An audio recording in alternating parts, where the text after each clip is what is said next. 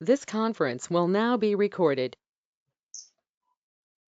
अद्य बुधवासरः अथवा सौम्यवासरः कार्तिक कृष्ण नवमी दिनांक 9 डिसेंबर 2020 चरक सूत्र स्थान अध्याय 28 प्रथम सूत्र शंखं चक्रं गलतां दधतमृतघटं चारुदोर्भिश्चतुर्भिः सूक्ष्मस्वच्छातिहृद्यां शुकपरिविलसन् मौलिमं भोजनेत्रं कालाम्भोदोज्ज्वलाङ्गं कटितटविलसच्चारुपीताम्बराढ्यं वन्दे धन्वन्तरिं तं निखिलगगवनप्रौढदावाग्निलीलम् प्रौढदावाग्निलीलम् ब्रह्मणो हि समारब्धा मात्रेयाद्येषु पूरिताम् अस्मदाचार्यपर्यन्तां वन्दे गुरुपरम्पराम् आयुर्वेदरतं वन्दे माधवाख्यं महागुरुम् आयुर्वेदामृतं सर्वं शिष्येभ्यो यः प्रदत्तवान् द्रष्टाज्ञानी दृष्टकर्मा कृतकर्मा तथैव च अध्यापको विश्वक्श्रेष्ठो महान् संशोधकस्तथा गुणैरेतैः समुदितैः यत्कार्यं प्रतनोति सः सम्पृद्ध्यर्थं हि कार्यस्य वयं नु प्रयतामहे सरस्वत्यै नमो यस्याः प्रसादात् पुण्यकर्मभिः बुद्धिदर्पणसङ्क्रान्तं जगदध्यक्षं वीक्षते आत्रेयं प्रथमं वन्दे आयुर्वेदजगद्गुरुम् आयुर्वेदामृतं सर्वं गृहीत्वा हि सुरेश्वरात् अग्निवेशादिकेभ्यो यत्प्रेक्षत् सप्तमः प्रथमं तन्त्रकर्तारम् अग्निवेशं नमाम्यहम्।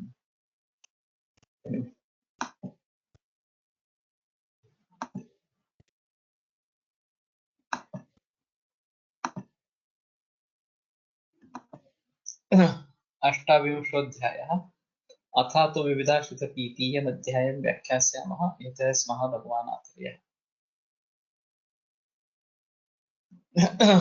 इदानीम् अष्टाविंशोऽध्यायः आरभ्यते। अस्य विविधाश्रितपीतीयम् इति नामधेयम्।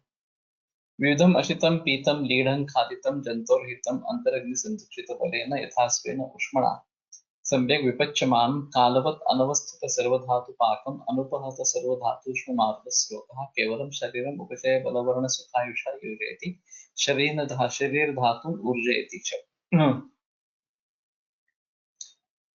तर्हि यत् विविधम् अशितं पीतं लीढं खादितं विभिन्नेषु स्थलेषु विभिन्नशब्दानां तत्र प्रयोगः दृश्यते। अशितं नाम भक्षितं, पीतं लीढम् अन्यत्, खादितं भक्षितम् अशितम् इत्यतयोः कः विशेषः को भेदः?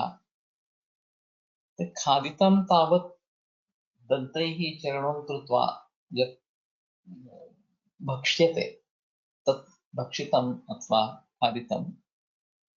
अन्यत् यत् अस्माभिः सेव्यते तत् अशितम् अथवा अशितम ये जो संज्ञा है वो व्यापक इस प्रकार की रहेगी। जो भी अंदर इस प्रकार का दिया जाएगा वो सब अशित नाम से होगा। जंतुर्हितम जो प्राणी मात्र के लिए हित इस प्रकार का है। अंतरग्नि संदुक्षित बलेन यथा स्वेन उष्मणा सम्यक विपच्यमान। तो ये एक अहम चीज है कि अंतरग्नि संदुक्षित बल जिसको अंतरग्नि से बल प्राप्त हुआ है उसका बल बढ़ गया है। यथास्वेन उष्मणा इस प्रकार के खुद के उष्मा से सम्यक विपच्यमान। तो वास्तव में ऐसा है कि हर पदार्थ का एक अपना अग्नि होता है और वो पाचन करता रहता है और उसको सहायता मिलती है जाठराग्नि। तो उसकी खुद की पाचन शक्ति होनी चाहिए। जो द्रव्य है उसकी खुद की पाचन शक्ति होनी चाहिए और फिर जाठराग्नि से उसको बल मिलता है और वो अपना पचन अच्छी तरीके से करता है। तो जब हम रेफ्रिजरेटर की बात करते हैं, डीप फ्रीज की बात करते हैं, तो ये खुद का जो अग्नि है उसके ऊपर काफी रोक लगाई जाती है। जब हम कहते हैं कि रेफ्रिजरेटर में अन्न टिकता है, खराब नहीं होता जल्दी इस प्रकार से, तो आपने खुद अग्नि से उसका जो परिणमन होना है वो नहीं होता, उसको डिले हो जाता है, वो धीरे गति से होता रहता है। तो हमें ऐसा लगता है कि पदार्थ रेफ्रिजरेटर में या फिर डीप फ्रीज में टिक रहे हैं इस प्रकार से। तो अगर इस प्रकार के पदार्थों का हम प्रयोग करेंगे, वो निकाल के माइक्रोवेव में डाल के वो खाएंगे, इस प्रकार से गर्म करके खाएंगे, तो उसके ऊपर जब रोक लगाई गई थी कि जो बाह्य टेम्परेचर इतना कम रखा गया कि उसमें परिणमन बहुत धीमे गति से हो रहा है, तो वो अग्नि कैसी रहेगी, ये एक अहम चीज है। जो स्व अग्नि है, स्वेन उष्मणा, ये जो है, वो अगर इतना दीर्घकाल उसके ऊपर शैत्य का परिणाम हुआ है, तो उस अग्नि की स्थिति क्या रहेगी। और खास करके रेफ्रिजरेटर में या डीप फ्रीज में रखकर जब बाहर गर्म करके पदार्थ खाए जाते हैं, तो उनके बारे में ये सोचना बहुत जरूरी है। उसके विपरीत उदाहरण आम का है कि ग्रास में या घास में आम को रखते हैं, उसका खुद का अग्नि है, वो पाचन करता है, लेकिन उसको बल मिल जाता है इस घास में जो स्थित अग्नि है उसका, और फिर वो जल्दी पचन होता है, नैसर्गिक होता है इस प्रकार से। और कच्चे आम से लेकर पक्के आम तक जो भी अवस्थान्तर होते रहते हैं, वो धीरे धीरे इस प्रकार से होते रहते हैं। तो वहां बाह्य अग्नि से उस अग्नि को, आम के अग्नि को बल मिलता है। अब जब ये किसी शरीर में प्रविष्ट होता है, तो वो अपना अग्नि तो काम करता ही है, उस वस्तु का, पदार्थ का जो अग्नि है वो तो काम करता ही है, लेकिन जाठराग्नि जिस प्राणी का हो, जिस जीव का होगा, उसके जरिए उसको बल मिलेगा। हाँ, और उसी के जरिए उसका परिणमन उस जाठराग्नि से संबद्ध जीव में हो। एक ही अन्न अगर कुत्ता खाता है और आदमी खाता है, तो कुत्ते के खाने के बाद उसके धातु बनते हैं, उसका शरीर बनता है। आदमी ने खाने के बाद आदमी का शरीर, मानवीय शरीर इस प्रकार का बनता है। रोटी वही है, चावल वही है।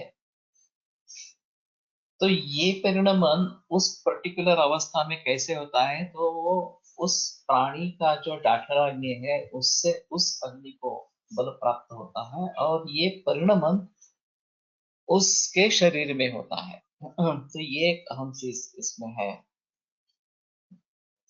और इसके जरिए ये बाह्य पदार्थों में स्थित जो अग्नि है, वो डाठराग्नि की सहायता से उसके बल प्राप्त करते हुए, अगर उसका सम्यक विपच्यमान ठीक तरीके से उसका पचन हो रहा है, कालवत और योग्य काल में उसका सेवन किया गया है, नहीं तो प्रॉपर काल में अनवस्थित सर्वधातु पाकम, तो सर्व धातुओं में जो परिणाम उसका होता है, वो अनवस्थित इस प्रकार का, रस, रसत्य रक्त पिपाद मांस वगैरह वगैरह इस प्रकार का एक में वो स्थिर नहीं रहेगा। तो वो क्रम से आगे आगे चलता जाएगा। पहला जो है वो जाठराग्नि इस प्रकार का है, जाठराग्नि संदुक्षित बल, फिर धात्वग्नि संदुक्षित बल, फिर भूताग्नि संदुक्षित बल, और उस प्रकार से उसका परिणमन उन धातुओं में होता इस प्रकार का रहेगा। अनुपहत सर्व धातुष्म मारुत स्रोता, और जिस पर सर्व धातुष्म और मारुत स्रोत, इनका परिणाम नहीं हुआ है, उनसे वो उपहत नहीं हुआ है। तो सर्व धातुओं के जो अग्नि है, सब धात्वग्नि जो है, वायु है, और जो स्रोतस है, इनका जिसके ऊपर बुरा परिणाम नहीं हुआ है इस प्रकार का, केवलम शरीरम उपचय बलवर्ण सुखायुषा योजित, तो वो केवल अच्छा परिणाम करने वाला शरीरम उपचय बलवर्ण सुख आयुष, इन सभी का मेलजोल कर देता है, शरीर से इन सभी का मेलजोल कर देता है। यह शरीर धातु ऊर्जयति, और जो शरीर धातु है उनको ऊर्जा प्रदान करता है। तो ये एक अलग चीज है कि जो हम खाना खाएंगे इस प्रकार से उसका एक अग्नि होता है, ये एक अहम चीज है, सभी में महत्वपूर्ण। और वो खुद पचन करता रहता है, लेकिन जो भी साक्षात संपर्क में उसके अग्नि होगा, पहला तो जठराग्नि है, फिर धात्वग्नि और भूताग्नि, ये भी उसके संबंध में। अब जो पाव पदार्थ बनेगा पहले पचन के बाद, उसका खुद का अग्नि होगा, और उसको ये धात्वग्नि या भूताग्नि की सहायता मिलेगी, और उसका परिणाम उन भावों में होता रहेगा इस प्रकार से। और फिर बल वर्ण सुख आयुष इनकी प्राप्ति होती रहेगी। और शरीर धातुओं में ऊर्जा इस प्रकार की निर्माण होती रहेगी। अभी फिलहाल फिलहाल हुआ है कि जो फ्रेगमेंटेड अप्रोच है या फोकस्ड अप्रोच है एलोपैथी के सिस्टम के आधार पर, उसके जरिए ये डाइजेस्टिव सिस्टम का संबंध बाकी सब सिस्टम से है, ऐसी कोई लिंक एलोपैथी में नहीं है।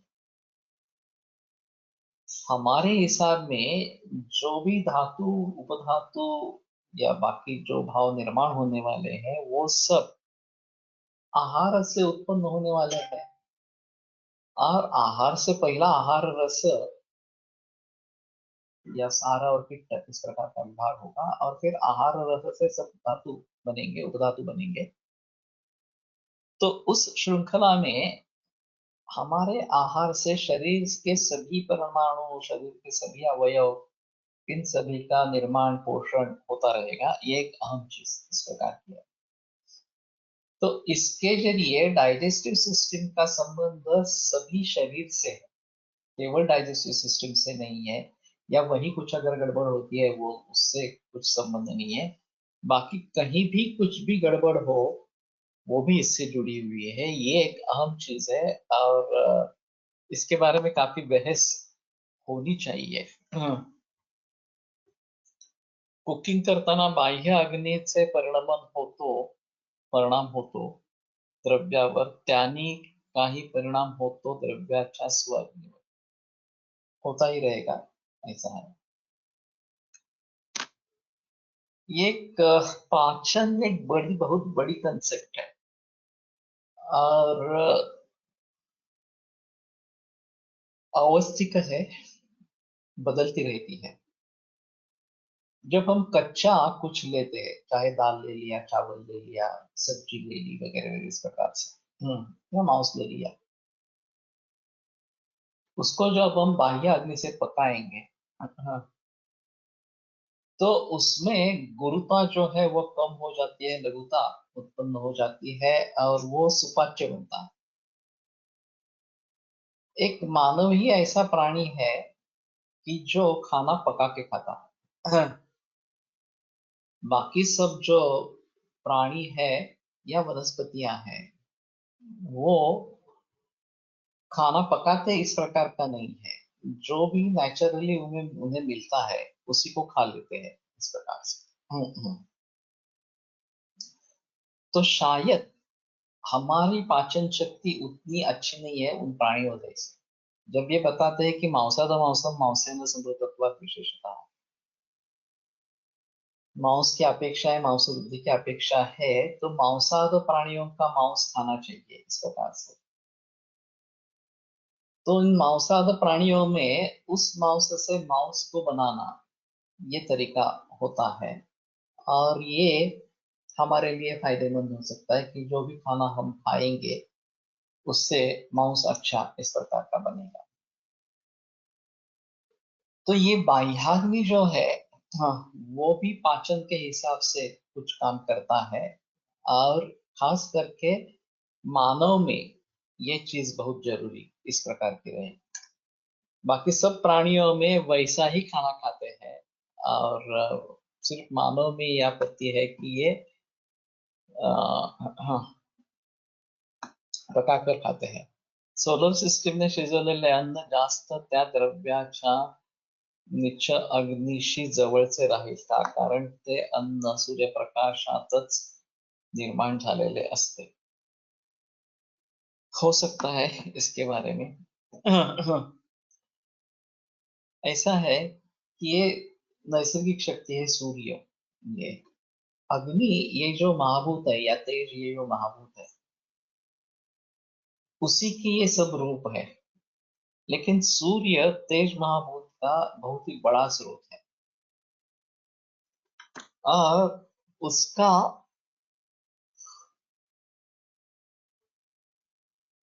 जो ईंधन से बनता हुआ अग्नि, इसको हम अभी प्रयोग में लाते हैं, चाहे लकड़ी हो, चाहे गोबर हो, चाहे ये गैस हो, अब आज का इस प्रकार का, तो जिसमें इन सब का ईंधन रूप से प्रयोग होता रहता है और उससे मिलने वाली जो उष्णता है वो सीमित इस प्रकार की है। लेकिन सूर्य से मिलने वाली उष्णता ये लाखों बरस चली आ रही है इस प्रकार से। और मानते हैं कि वहाँ हाइड्रोजन और ये दूसरा कौन सा वायु, हीलियम, इनका ज्वलन होता रहता है सूर्य के ऊपर और फिर वहां से उष्णता और प्रकाश, ये दो निर्माण होते हैं और वो हमारे पृथ्वी तक पहुंच जाते हैं इस प्रकार से। तो ये नैसर्गिक तरीका है। अगर हम सोलर सिस्टम का प्रयोग करेंगे और उससे खाना पकाएंगे तो ये ज्यादा नैसर्गिक इस प्रकार का रहेगा। हाँ, लेकिन उसको कुछ समय लगता है। अभी ये डिवाइसेस बन गए हैं इसलिए हम उसमें खाना पका सकते हैं। नहीं तो अभी तक इसी का प्रयोग चलता था कि ज्यादातर लकड़ी का प्रयोग होता था, गोबर का प्रयोग होता था। अभी अभी हाल में ये वायु इसमें आ गया है। ज्वलन रूप इस प्रकार का ईंधन रूप वायु। तो उसका आतप से ज्यादा अच्छा रहेगा, ये मेरा भी मानना है। और जहां तक शक्ति को हम प्रिजर्व कर सकते हैं वो ज्यादा अच्छा है। शक्ति जितनी हम रखेंगे, उसको प्रोटेक्ट करेंगे, तो हमारे ही काम में इस प्रकार की आएगी। तो ये इस प्रकार का ईंधन जलाने से बेहतर है कि सूर्य का प्रयोग करें, उसकी उष्णता का प्रयोग करें। धातवो ही धात्वाहाराः प्रकृति अनुवर्तन्ते। धातु जो है धात्वाहार इस प्रकार के हैं, धातु ही उनका आहार इस प्रकार का। तो यहाँ दो तरीके से लिख सकते हैं, बाहर के धातु और हमारे धातु। हमारे धातुओं का आहार बाहर के धातु है। खास करके प्राणीज द्रव्यों के बारे में ये सोच सकते हैं। या एक धातु का आहार उसका पहला धातु, रसाद रक्तम ततो मांसम मांसान मेदस तथोस्ति च, ये जो श्रृंखला बताई गई है, तो उसके आधार पर जो पहला धातु है वो दूसरे धातु का आहार बनेगा, वो तीसरे धातु का आहार बनेगा। इस प्रकार की श्रृंखला चली रहेगी। तो धातु धातुओं का आहार है, ये एक अहम चीज इस प्रकार का रहेगा।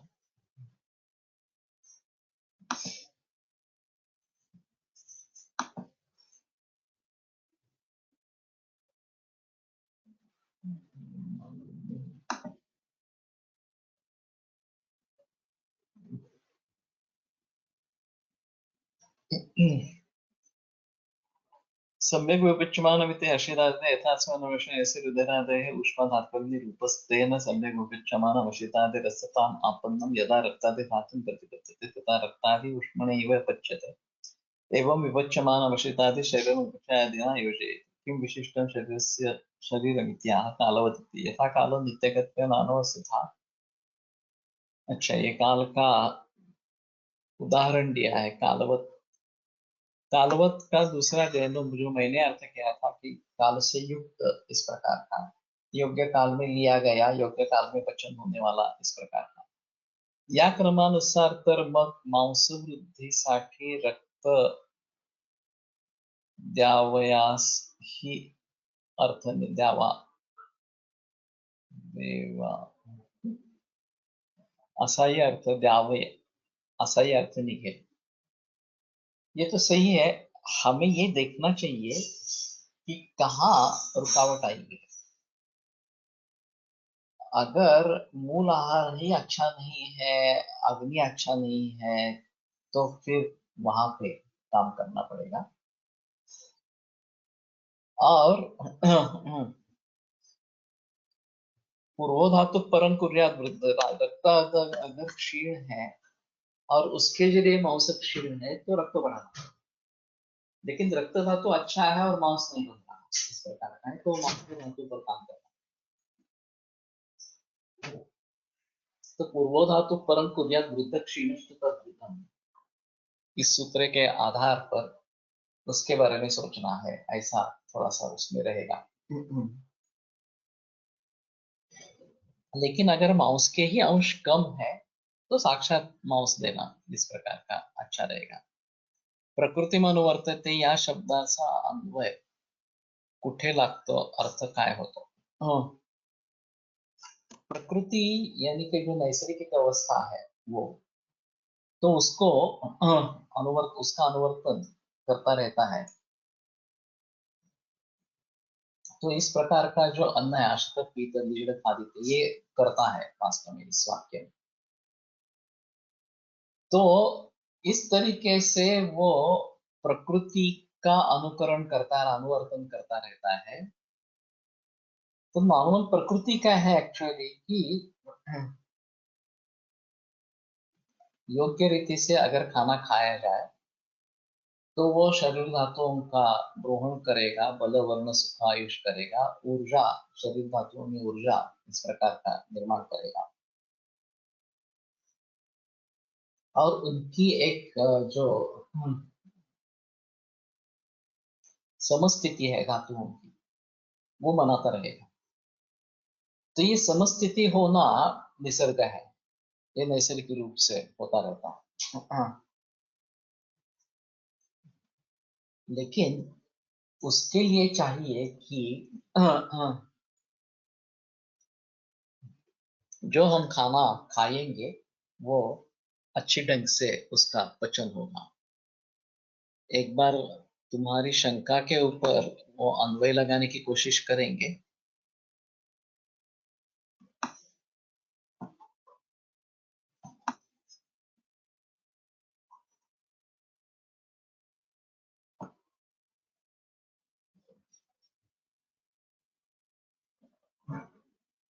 हाँ, ये धातुओं धातु आ रहा प्रकृति में अनुवर्तन थे, इसके बारे में मैंने सोचा पहले वाक्य के, ये अलग वाक्य है।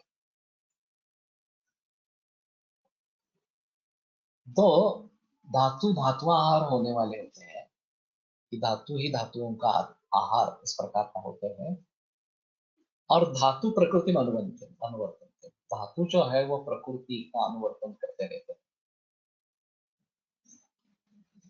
जो जिस तरीके से धातु बनते रहेंगे वो अगर प्रकृति है तो वो उसको चलाते रहते हैं।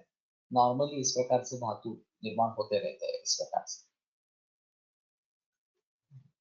तो ये अलग वाक्य हो गया, पहले वाक्य से संबंध इस प्रकार का नहीं रहेगा।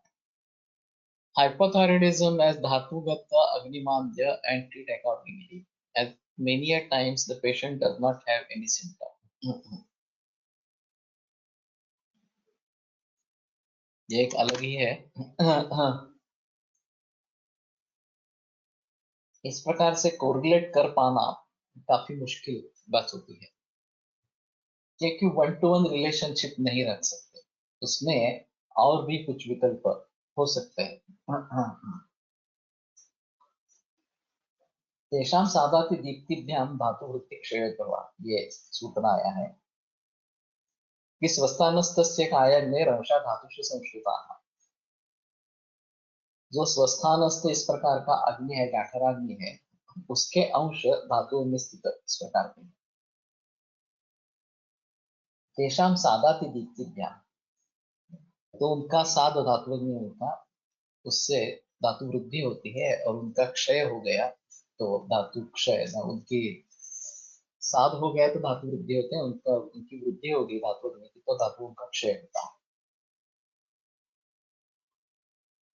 तो इस सूत्र पर काफी बहस की गई है कि धातु अग्नि मान्य होने से धातु वृद्धि कैसे होगी इस प्रकार से।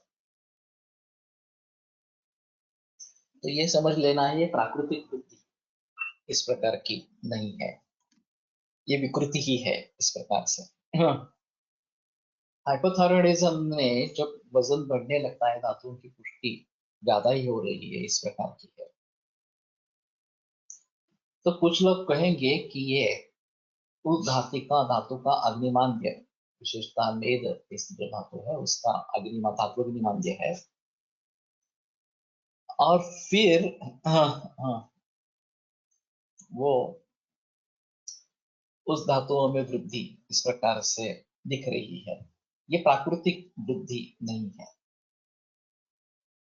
अब सवाल यह है कि हमारे यहाँ स्थौल्य निदान और स्थल्य चिकित्सा बताई गई है, और जो भी खाना खाएंगे वो मेदो धातु में परिवर्तित होता रहेगा, उसका आवरण वायु के ऊपर, वायु से अग्नि को प्रेरणा, और फिर क्षुधा और तृष्णा ज्यादा होना, और फिर ज्यादा खाना, उसका फिर से मेद में परिवर्तन होना, एक दुष्ट चक्र शुरू हो जाता है इस प्रकार। तो हम उसके आधार पर हाइपोथायरॉयडिज्म को देख सकते हैं स्थौल्य के जरिए, और स्थौल्य के जो भी कारण बताए गए हैं उसके आधार पर उसकी चिकित्सा कर सकते हैं। अभी जब ये हार्मोनल इम्बैलेंस की बात कर रहे हैं, तो हार्मोनल इम्बैलेंस के लिए काफी अन्य कारण, मानसिक कारण वगैरह भी रहते हैं, उन सभी को अगर ध्यान में रखेंगे तो ये पॉसिबल इस प्रकार का होगा। तो 1-to-1 रिलेशनशिप मत रखो, सभी दृष्टि से विचार करो, और फिर इसको आयुर्वेद की दृष्टि से कैसे देखें ये थोड़ी कोशिश करो, तो ये ज्यादा बेहतर इस प्रकार का रहेगा।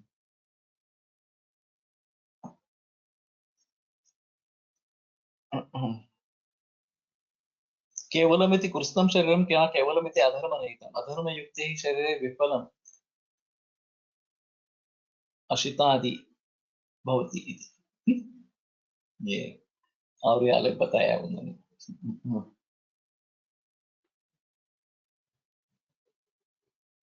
अनुपातन सर्वधातूनां उष्ममारुत स्रोतां स्यात् तथा यथा यदा हि एकोऽपि धातुपाचकः अग्निः उपहतः मारुतो वा धातुपोषकरसवायि व्यानरूपा कदाचित् क्वचित् उपहतो भवति, तथा स्रोतो वा धातुपोषकरसवहम् उपहतं स्यात् तदा अशितादिकं धातूनाम् अवर्धकत्वान् नोपचयादिकारकम् इति भावः। तो सभी भावों को ध्यान में रखते हुए कहाँ बिगाड़ है ये समझकर उसको ट्रीट कैसे करना है इसके बारे में सोचना ज्यादा बेहतर है। तत्र आहार प्रसादाख्यो रसः किट्टञ्च मलाख्यम अभिनिर्वर्तते। तो आहार प्रसादाख्य रस और किट्टञ्च मलाख्यम बल स्वरूप इस प्रकार का किट्ट अभिनिर्वर्तते उत्पन्न होता है। यह अग्नि की खासियत बताई गई है, इसमें सार और किट्ट ऐसे दो परिवर्तन होते रहते हैं अग्नि के जरिए, और जो किट्ट है वो मलरूप होकर आगे चलता है तो उसको निकाल देना इस प्रकार की भी परिस्थिति रहती है। तो खास करके प्रसृत ओदन सब्जियों में भी हमने देखा कि स्विन्नम निष्पीडित रसम, स्विन्न होने के बाद उसका रस जो है वो निकाल देना है, और फिर स्निग्ध सिद्ध इस प्रकार का करना है। तो अग्नि द्वारा पचन होने पर उसमें से सार और किट्ट ऐसे भाव निर्माण होते रहेंगे, वो मलाख्य है किट्ट जो है, और वो हमारे लिए फायदेमंद नहीं, उसको फेंक देना है, और जो सार है उसका ग्रहण करना है। उसी प्रकार से धात्वग्नि की स्तर पर सार पित्त इस प्रकार का भी निर्माण होता रहेगा। मूल आहार के स्तर पर सारपित्त विभाजन होकर सार जो है वो आहार रस और फिर उससे रसादि धातु और पित्त जो है उसके मल और मूत्र इस प्रकार के निर्माण होते रहेंगे। तो ये अग्नि की खासियत है कि इसमें से सार और पित्त इस प्रकार का विभाजन होता रहेगा। सिर्फ सभी जगह हम इस प्रकार से मल को अलग करके बाहर फेंक देते हैं ऐसा नहीं है। कुछ कुछ जगह इस प्रकार का है, लेकिन सभी जगह इस प्रकार का करते ही है ऐसा नहीं है। मक्खन से जब घी बनता है तो भी एक बेरी, उसका जो एक पारक्यांश स्थित हो जाता है वो हम फेंक देते हैं और सिर्फ जो घी है वो ले लेते हैं। इसी प्रकार से बहुत सारी जगह अग्नि के जरिए सारपित्त विभाजन होता रहेगा और शरीर में तो ये है ही, सभी स्तर पर ये सारपित्त विभाजन है। किट्टात् स्वेद मूत्र पुरीश वात पित्त श्लेष्माणाः कर्ण अक्षि नासा नासिका आस्य लोम कूप प्रभजनवन मलाः श्लेष्केश श्मश्रु लोम नखादयश्च अवयवाः पुष्यन्ति। नहीं, ये एक अजीब है और इसके बारे में ज्यादा बहस की नहीं गई है, तो ये एक महत्वपूर्ण इस प्रकार की रहेगी। किट्ट से प्रजनन मल म्हणजे जो प्रजनन स्थान है वहां पे मई निर्माण होता रहता है, वो जिसको धोना पड़ता है, निकाल देना है। नाभि में तो जरूर दिखाई देता है, लेकिन प्रजनन में भी इस प्रकार का मल निकलता है। तो स्वेद मूत्र पुरीश वात पित्त कफ कर्ण अक्षि नासिका आस्य लोम कूप प्रजनन मला केश श्मश्रु लोम नखादयश्च अवयवाः पुष्यन्ति। तो किट्ट से इन सभी का निर्माण होता रहता है, ये एक चीज स्वेद मूत्र पुरीश वगैरह जो है वो। अब ये उंडुकस्तम विभजते मलम मलधरा कला यकृत समन्तात् कोष्ठं च तथा त्राणि समाश्रिता उंडुकस्तम विभजते मलम मलधरा कला। यकृत समन्तात् कोष्ठ और आंत्र, इनसे ये मलधरा कला पुरुष धरा कला निबद्ध इस प्रकार की है। और उंडुक जो है वहां मल का विभाजन करती है, उंडुकस्तम मलम विभजते इस प्रकार से। अब ये जो किट्ट निर्माण हो रहा है, सारा किट्ट विभाजन हो गया और वो किट्ट उंडुक में आ गया और उससे ये पुरीश मल और द्रव मल मूत्र इस प्रकार का निर्माण होने लगा। वो द्रव मल मूत्र जो है वो पक्वाशय नाड्य मूत्र वहां यहाँ इसके जरिए ब्लैडर यूरिनरी ब्लैडर में आ गया और पुरीश जो है वो बृहदंत्र जो है पक्वाशय जो है उससे आगे जाकर रेक्टम और गुदा में आकर उसका बहिर्निष्कासन इस प्रकार का होता रहता है। सबसे आम बात यह है कि मल स्वरूप जो भी भाव शरीर में है वो पित्त से निर्माण होते रहते हैं, उनका डायरेक्ट लिंक, और इसके बारे में कोई बहस नहीं की जाती। स्वेद का भी संबंध है, वात मूत्र पुरुष ये तो ठीक है, वात पित्त कफ ये भी मल स्वरूप निर्माण होते रहते हैं और बाहर फेंके जाते हैं। तो अधोवायु एक है बताया गया है, वो नियमित रूप से बाहर निकल जाता है। और पित्त भी है जो पुरुष को रंजन का काम करता है इस प्रकार से। और ये बात कामला चिकित्सा में बताई गई है, वैसे सीधा उसका रेफरेंस शरीर में नहीं आता। After death also growth in hair and nails, what it suggest, ये तो मैंने सुना नहीं है।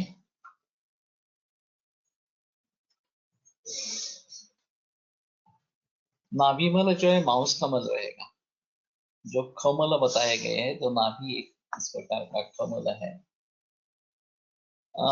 इसका after death also there is growth in hair and nails, इसका रेफरेंस कुछ है तो बता देना। क्योंकि परिणमन करने वाला कुछ नहीं है, तो अग्नि, जठराग्नि शांत हो गया है,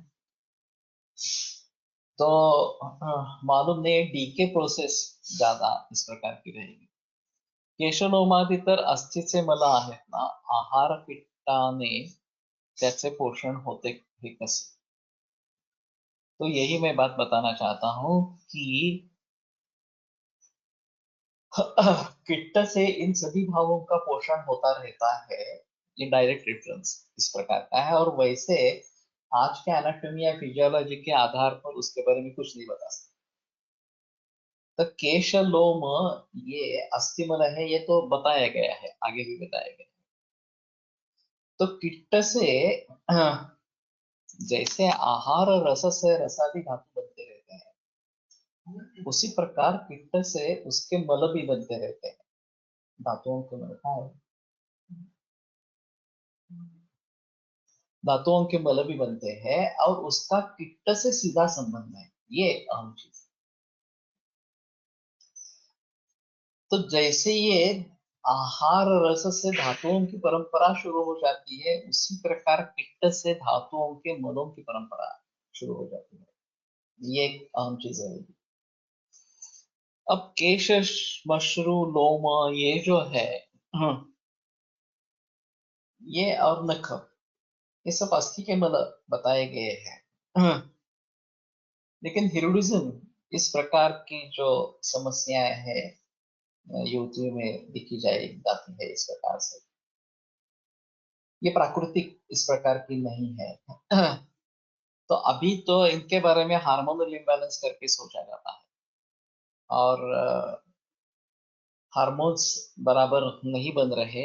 स्त्री विशिष्ट हार्मोन्स होने चाहिए, उनकी कमी है, और पुरुष विशिष्ट हार्मोन्स निर्माण हो रहे हैं, इसलिए ये औरतों में श्मश्रु वगैरह निर्माण होना ये हो सकता है.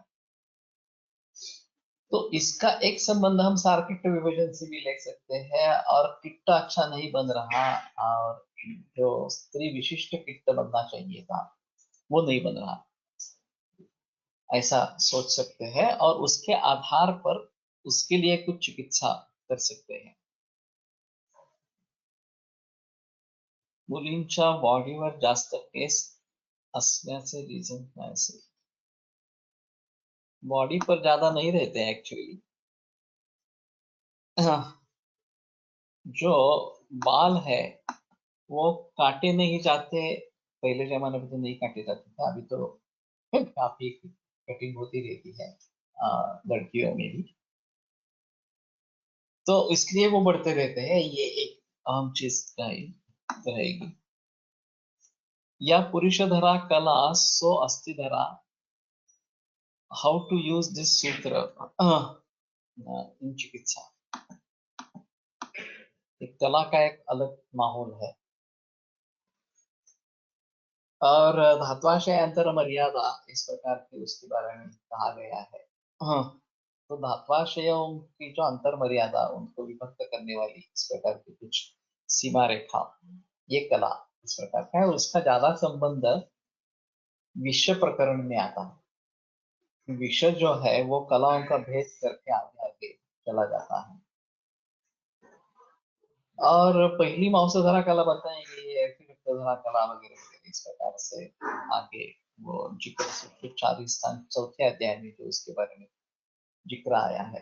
हाँ, वो एक अहम चीज है. और त्वचा जो निर्माण होती है, सप्त त्वचा भवन की इस प्रकार की, वो एक अहम चीज है. क्षीरात संतानिका, जैसे दूध में ये मलाई निर्माण होती है, उसी प्रकार धातुओं के पचन होते समय ये त्वचाएं बनती है, त्वक बनती है, और ये बाह्य और आभ्यंतर दोनों इस प्रकार की है. मेनोपॉजल रीचिंग फीमेल्स मध्ये दाढी सारखे केस येतात, त्याची चिकित्सा कशी करावी. तो अभी तो मैं शुक्र दृष्टि समझकर शुक्र शोधन गण का प्रयोग करता रहता हूँ इन सभी.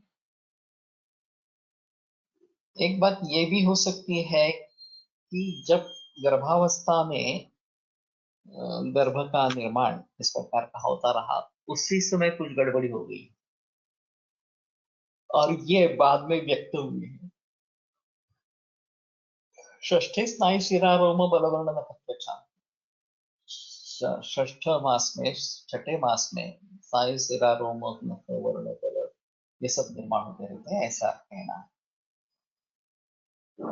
तो उस बात को ध्यान में रखते हुए गर्भपाल रस और छठे महीने का कल्प मासानुमासिक कषाय जो है वो फलगुप्त के साथ या फलगुप्त और च्यवनप्राश के साथ मैं देता रहता हूँ। और उसमें एक शुक्र शोधन गण की भी एक दवा देनी है, चाहे कटफल है, उशीर है या फिर इक्षुरक है, जो आप वहां पे योग्य समझे इस प्रकार की दवा उसके साथ में देनी है। तो मेरा मंतव्य है कि इस प्रकार के हार्मोनल इम्बैलेंसेस जो हो रहे हैं उसके ऊपर हम कुछ हद तक काबू पा सकेंगे। अर्थात इसमें एक अहम चीज ये है कि हमें नैसर्गिक ही खाना खाना है। देसी बीज से बना नैसर्गिक खाना और देसी गाय का दूध, ये दोनों बहुत जरूरी है। तो इन सभी के बारे में ये बताना बहुत जरूरी है कि नैसर्गिक ही खाना खाओ, तो वहां से जो हार्मोनल इम्बैलेंस चल रहा है उसको मिटा सकेंगे, उसको कम कर देंगे। और फिर धातु परिणमन में जो इस प्रकार का निर्माण हो रहा है उसके बारे में सोचेंगे। वैसे देखा जाए तो धातुओं का निर्माण करना ये शुक्र धातु का कार्य है। और वो अगर ठीक तरीके से बन नहीं रहा तो ये शुक्र दृष्टि समझकर शुक्र शोधन गण का प्रयोग करेंगे। अब ये शुक्र दृष्टि इतने सारे भावों से हो रही है, हाइब्रिडाइजेशन ये मेन तरकीब है। कुछ ही लोगों में उसके जरिए ये कैंसर निर्माण होगा, लेकिन बाकी लोगों में भी उसके परिणाम होते ही रहेंगे। वो शायद हम उनको इस तरीके से नहीं समझते हैं कि ये हार्मोनल इम्बैलेंस है और उसको किस प्रकार से ट्रीट करेंगे, हार्मोनल ऐसे कर लेंगे इस प्रकार से। और फिर हार्मोनल ऐसे करके हार्मोन देना ये कोई ट्रीटमेंट नहीं है, मूल रूप से निर्माण ही क्यों है, ये हम चीज है। तो मेरा सभी से अनुरोध है कि केवल ऑर्गेनिक भी नहीं, देसी सीड वाला जो अन्न है वही खाओ। और अभी सुभाष काले पालेकर का वही प्रयास चल रहा है कि ये देसी सीड का ही इसमें प्रयोग किया जाए। Probably it may be just due to भूताग्नि which a Dravya himself have, like how fruit ripens by himself। वो तो होता ही है, प्रत्येक का अग्नि होता है और उसके द्वारा उसका पचन होता रहता है। कला म्हणजे बॅरियर असे जे ॲलोपॅथी म्हणतात, त्याच्याशी संबंध असेल का? बैरियर ये एक तरीके से बैरियर है कि एक धातु से दूसरी धातु में नहीं जाना है इस प्रकार से। अभी फिलहाल कैंसर के बारे में जब सोचते हैं तो एडजेसेंट टिश्यू टिश्यू के द्वारा भी कैंसर फैलता है। इसोफेजियल कैंसर है वो लंग में फैलने की संभावना इस प्रकार की होती है, या लंग कैंसर है तो इसमें जाने की संभावना रहती है, लिवर में जाने की संभावना इस प्रकार की रहती है। तो इसमें जो एक मर्यादा है, विभक्तिकरण है, वो अगर ब्रेक हो गया तो वहां से एक दूसरे में घुस सकता है कैंसर। और ये जो खास बात विषयों के बारे में बताई गई है, देवाई विकास, तो व्यवाही पूरे शरीर में फैल जाता है, डाइजेस्टिव सिस्टम का संबंध न होते हुए सीधा डायरेक्टली धातुओं में चला जाता है। और विकासी विकसन धातु धातुओं की हिंसा करता है, विकासी जो है।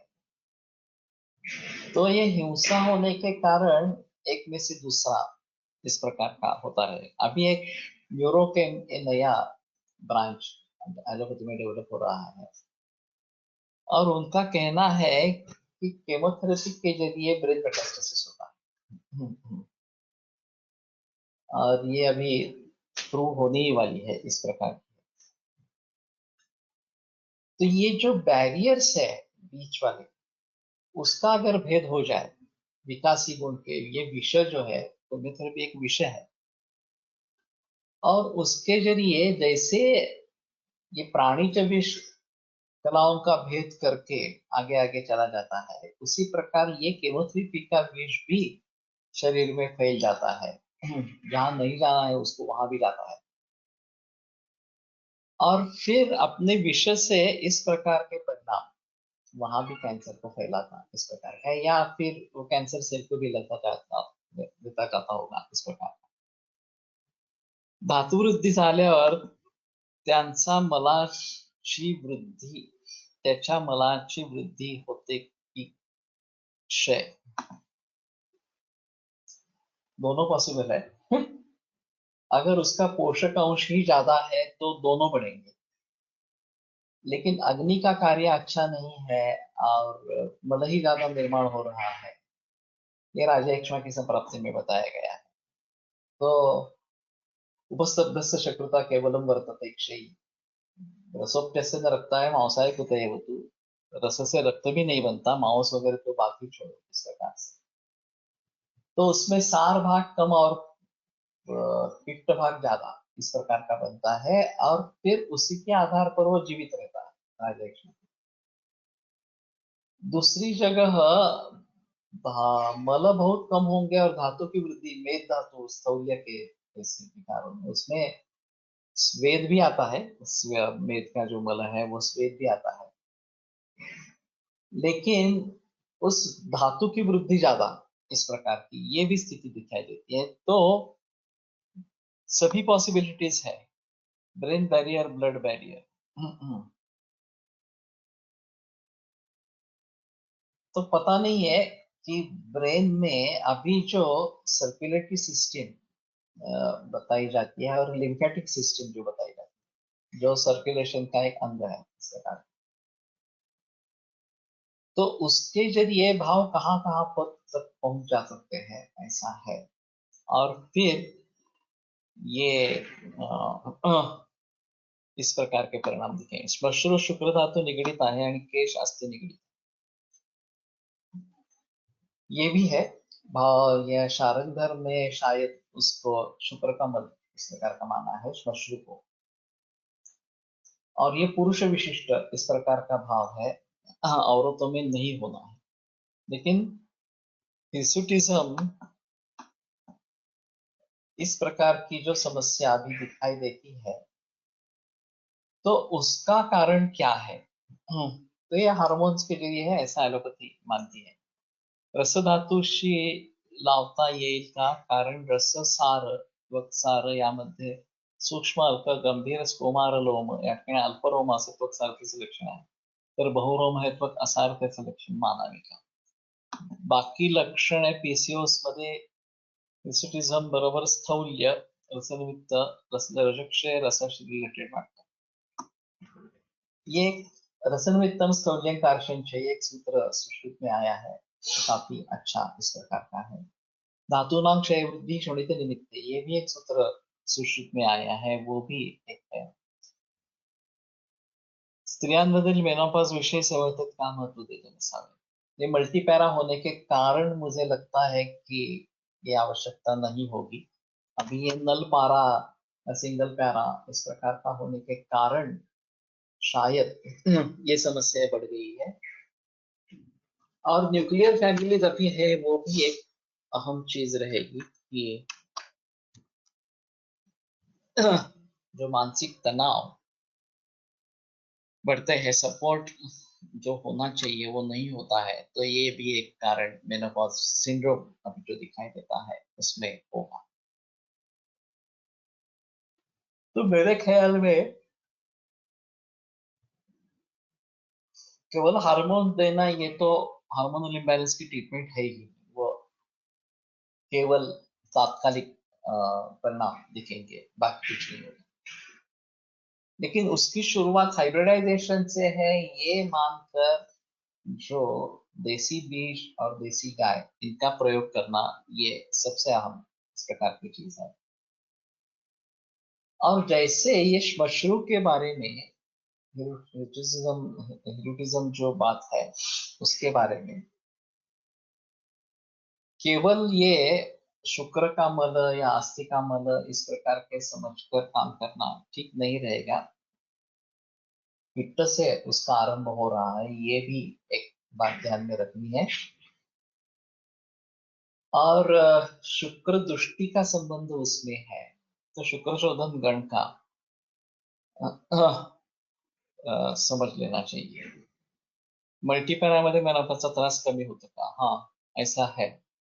अभी मल्टीपैरा रही नहीं है, लेकिन पुराने जमाने में मल्टीपैरा बहुत कॉमन थी और नल पैरा या ये बहुत कम थी, तो उनमें इस प्रकार के परिणाम दिखते थे, मेनोपॉज के परिणाम दिखते थे, ऐसा एक कहना है। खास करके नल पैरा में मानसिक तनाव बहुत ही रहता है कि अपत्य प्राप्ति हुई ही नहीं पूरे जन्म में, तो ये मेनोपॉज के समय में ज्यादा इसका उसकी तकलीफ इस प्रकार की होती है। अभी ऑस्टियोपोरोसिस मेनोपॉज में दिखाई देता है, वो भी हार्मोनल इम्बैलेंस के जरिए है इस प्रकार का बताते रहते हैं। लेकिन मुझे लगता है कि केवल अस्थि धातु से ये संबंधित नहीं रहेगा, पूरे सिस्टम को हमें देखना है। और फिर हाँ, मैंने तो बता दिया कि इसके बारे में हमें ये शुक्र धातु दृष्टि है ऐसा समझकर काम करना है। नैसर्गिक खाना देना है, ये एक सबसे अहम चीज है जो कोई वैद्य बताते नहीं है। और शुक्र शोधन गण का भलीभांति प्रयोग करना है और धातु परिणमन में सुधार लाए, तो शायद लघुमाननिस, मधुमाननिस, वर्णमाननिस का प्रयोग कर सकते हैं। और साक्षात शुक्र धातु पर काम करने के लिए वंग मिश्रण वगैरह इस प्रकार के प्रयोग कर सकते हैं। तो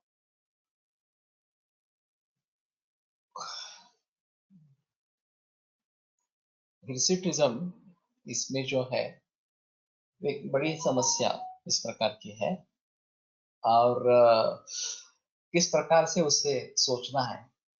मैं अभी गर्भावस्था से लेकर इसके बारे में सोचता हूँ, और गर्भपाल रस और उस महीने का काढ़ा या कल्पोस का, और फलघृत च्यवनप्राश रसायन के हैसियत से, और शुक्रशोधन गण से कोई दवा, कटपल हो या फिर समुद्र फेन हो वगैरह वगैरह इस प्रकार, इन सभी का प्रयोग करेंगे। तो ये जो हार्मोनल इम्बैलेंस वगैरह है और पित्त के जरिए ये सब मल बन रहे हैं, उनके बारे में हम सोच सकेंगे। हाँ, पीसीओडी सोबत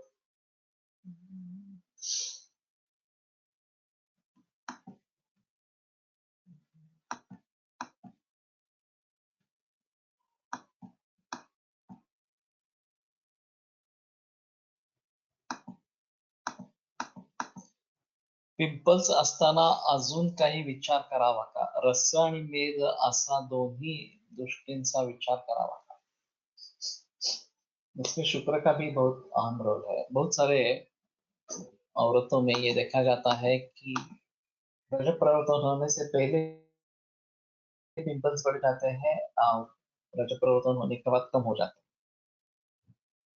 तो इसका मतलब है कि रस द्वारा कुछ मल संचय हो रहा है, वो जब तक संचय होता रहेगा तब तक ये इस प्रकार का दिखेगा, और वो संचय निकल जाने के बाद तो रस धातु दृष्टि है, ये एक समझ लेना है इस प्रकार से।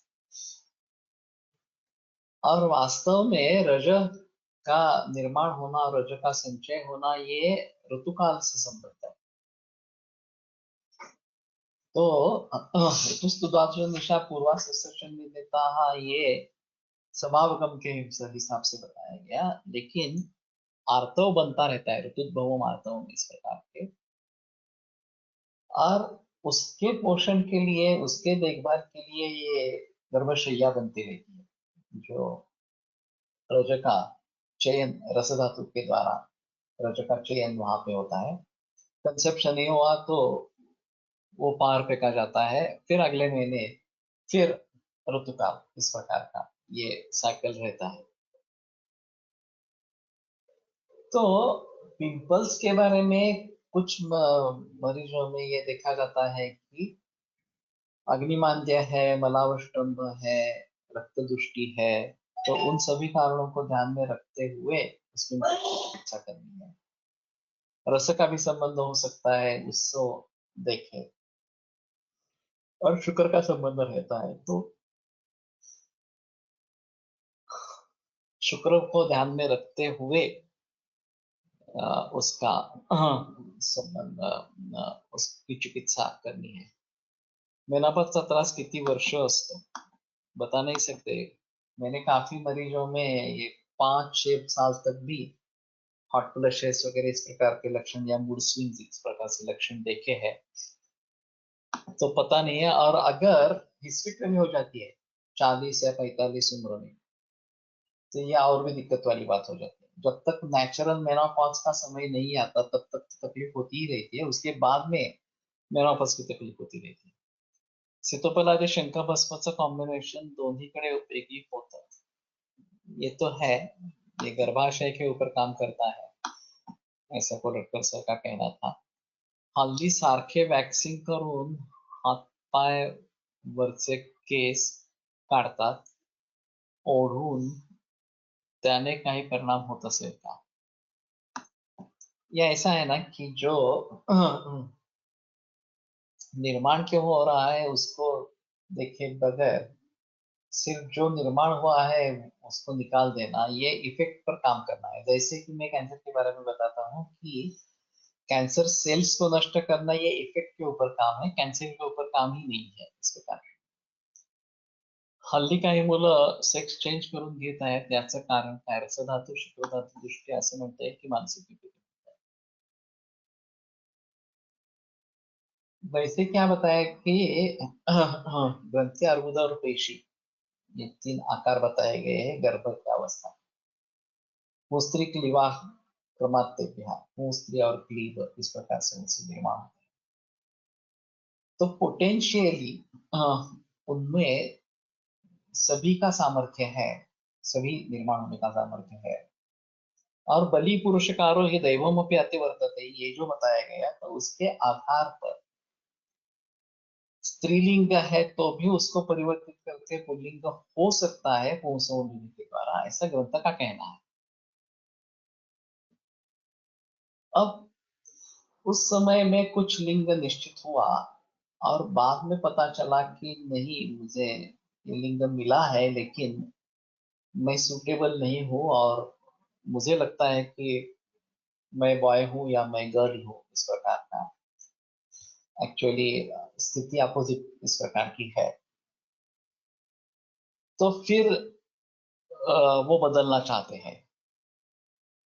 अभी हमारे हिसाब में इस प्रकार के केसेस तो हमारे पास आते नहीं है। एलोपैथी में एंडोक्राइनोलॉजिस्ट जो है उन्हीं के पास केसेस जाते हैं, और फिर हार्मोन्स देके उनमें ये बदलाव लाया जाता है, और फिर डिक्लेयर कर देते हैं या लड़की से लड़का बन गया, लड़के से लड़की बन गई, इस प्रकार से।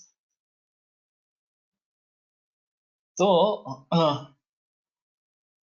ये अपवादात्मक इस प्रकार के ही है, लेकिन हम उसके बारे में कैसे सोचे, और अगर हमें ये करना है तो हम कैसे कर पाएंगे, ये एक अलग चीज रहेगी। और जो तृतीय पंथी निर्माण होते हैं उनके बारे में हम क्या करेंगे, ये एक अहम चीज इस प्रकार की रहेगी। एंड्रोजेंस बढ़ते हैं तो एक्ने होता। कोणते प्राणायाम हॉट फ्लशेस वर काम करती, शीतली एक्सेट्रा। शीतली शीतकारी का तो बताते हैं, और चंद्रवेदी प्राणायाम बताते हैं। तो हो तो वंग मिश्रण का तो हम रेगुलर प्रयोग करते रहते हैं शुक्र दृष्टि में। तो मेरे ख्याल में ये काफी बहस वाली चीज है। तृतीय पंथाचा हार्मोनल ट्रीटमेंट ने जेंडर चेंज होतो का? नहीं दिख रहा कि तृतीय पंथियों के लिए इस प्रकार की कोई सुविधा उपलब्ध है, चाहे पुरुष में हो या स्त्री में। तो ये काफी उसके लिए प्रयास किए जाते हैं, लेकिन ऐसा नहीं है, नहीं दिखाई दे रहा इस प्रकार से, और ज्यादा ध्यान भी नहीं दिया होगा, ऐसी भी स्थिति है। तो उसके बारे में थोड़ा सा अलग तरीके से सोचना पड़ेगा। ठीक है, यहीं पे रुकते हैं, कल माधव निदांत को लेकर आगे बढ़ेंगे। गावमध्ये गाभण ठेवण्यासाठी स्पर्म इंजेक्ट करतात, how ethical it is? Ethical तो नहीं है इसमें कोई संदेह नहीं है, लेकिन परिस्थिति ऐसी है कि मिलते ही नहीं है उस जाति के जो चाहिए। वो आपके पास एक बार बहुत सारा गोधन इकट्ठा हो जाए तो ये हो जाएगा, शुरू की अवस्था में ये बहुत डिफिकल्ट होता।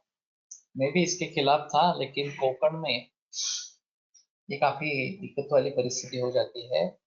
और जब उनको जरूरत होती है, वो 24 या ज्यादा से ज्यादा 48 घंटों में उसको सीमेंट मिलना ही चाहिए या समागम होना चाहिए। तो ये काफी मुश्किल इस प्रकार का है। आयुर्वेद प्रकांडो निगदित इह हि शल्यतंत्र प्रधानः शिष्येभ्यः शाश्वतोऽयं निखिल जन कृपा व्याप्त चित्तेन येन आयुर्वेदस्य वाञ्छन् पुनरपि भुवने ताञ्च सुष्ठु प्रतिष्ठां श्रेष्ठं धन्वन्तरिं तं प्रणमति च सदा वैद्यवर्गो हि नूनम् वैद्यवर्गो हि नूनम्। योग सूत्र की लिंक बदल गई है, वो जीएसवीसी पर डाली हुई है। आज दोपहर कोशिश करेंगे फिर से।